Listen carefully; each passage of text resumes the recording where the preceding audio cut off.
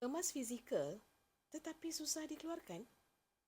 Kerap kali saya dapat soalan, syarikat emas mana yang lebih baik?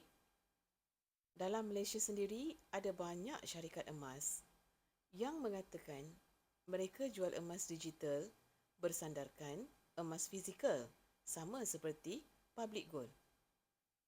Sebenarnya, jangan mudah terpedaya dengan istilah bersandarkan itu.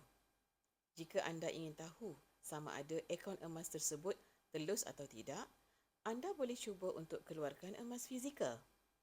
Jika prosesnya mudah, ini buktinya ia bukan emas digital.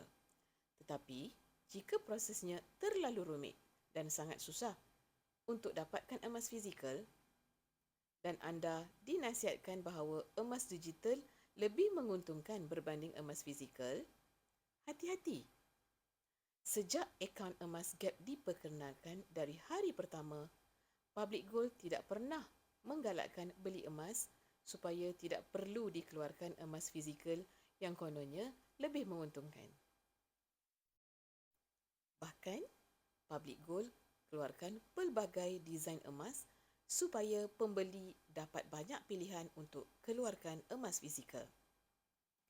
Akaun Gap diperkenalkan bukan untuk galakkan anda menyimpan emas dengan Public Gold, tetapi ingin memudahkan anda beli, kumpul dan dapatkan emas fizikal dengan cara lebih mudah dan lebih murah. Berbeza dengan syarikat emas yang mendorong anda membeli emas tetapi tidak perlu dikeluarkan emas fizikal yang kononnya lebih menguntungkan jika disimpan sahaja dalam akaun.